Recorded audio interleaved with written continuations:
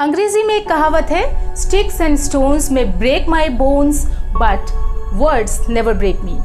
लेकिन मुझे ये कहावत आज तक समझ में नहीं आई। इसका मतलब है कि लाठी और पत्थर तो मेरी हड्डियों को तोड़ सकते हैं, यानी मुझे हर्ट कर सकते हैं, लेकिन शब्दों का मेरे ऊपर कोई फर्क नहीं पड़ता। शब्द कभी मुझे ब्रेक नहीं कर सकते, कभी तोड़ नहीं सकते। लेकिन मुझे लगता है कि लाठी और पत्थर से मिली हुई चोट शायद जल्दी ही भर जाए, लेकिन जो शब्दों से मिली हुई चोट होती है ना, उसको भरने में बहुत टाइम लगता है। हम लाख कहें कि हमें किसी की बातों का कोई फर्क नहीं पड़ता, लेकिन सच तो ये है कि हमें फर्क पड़ता है। हम चीज़ों को भूल नहीं पाते और बहुत लंबे समय तक हम उससे हर्ट फील करते हैं, हमें बुरा लगता है और समय समय पर हमें ये सारी बातें याद आती रहती हैं। लेकिन किया भी क्या जा सकता है? क्या ये पॉसिबल है कि हम अकेले रहें? बिल्कुल भी नहीं। हम हिमालय पे जाके नहीं रह सकते, हमें रहना सबके साथ ही है। तो कैसे रहें, किस तरह से हम इन शब्दों के नकारात्मकता से खुद को बचाएं, ये एक कला है। और अगर ये कला हमारे अंदर आ गई ना, तो ज़िंदगी ज़बरदस्त है। कुछ रिश्ते इतने सेंसिटिव होते हैं, इतने संवेदनशील होते हैं कि हम चाह कर भी उसमें टिट फॉर टैट नहीं कर सकते, यानी हमें उनको बनाकर ही रखना होता है।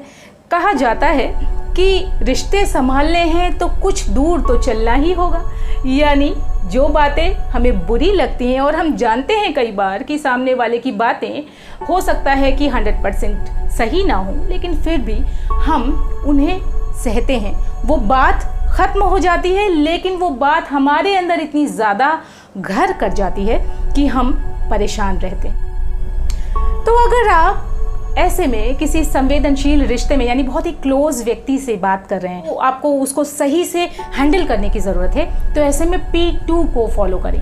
P2, पहला P यानी पेशेंस, धैर्य, और दूसरा P मतलब प्रूडेंस, जिसका मतलब होता है समझदारी। तो अगर आपको लगता है कि आपका कोई क्लोज वन जो कि आपके लिए मैटर करता है, आपके परिवार का एक महत्वपूर्ण हिस्सा है, और वो बहुत ज़्यादा गुस्से में कुछ बोल रहे हैं, आपके बारे में कुछ बोल रहे हैं, तो तुरंत प्रतिक्रिया बिल्कुल ना करें। क्योंकि अगर आप तुरंत प्रतिक्रिया करेंगे तो आप भी उतना ही गुस्से में बोलेंगे, और फिर वो रिश्ता तो नकारात्मक प्रभाव की वजह से ख़राब होगा ही, साथ ही साथ आप भी उन बातों से जल्दी उबर नहीं पाएंगे। और अगर नेगेटिविटी में हमेशा लगे रहे तो फिर लाइफ में हम कुछ प्रोडक्टिव, कुछ अच्छा नहीं कर पाएंगे।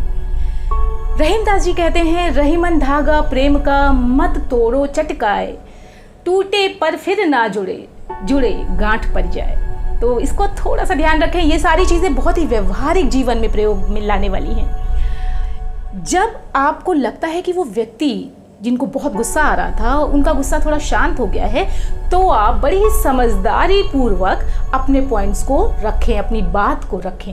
अपनी बात को रखें ज़रूर, नहीं तो आपको इस बात का गिल्ट रहेगा, इस बात का अपराध बोध रहेगा कि आपने अपनी बात क्यों नहीं रखी।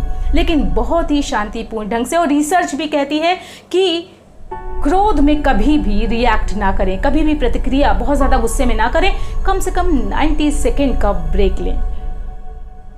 कई बार हम लोगों का इंटेंशन ही नहीं समझ पाते। जैसे हमारे माता पिता या बहुत ही क्लोज कोई हमारे बहुत ही करीबी लोग कुछ कहते हैं तो हमें बुरा लग जाता है, उनके शब्दों का हम बहुत बुरा मान जाते हैं।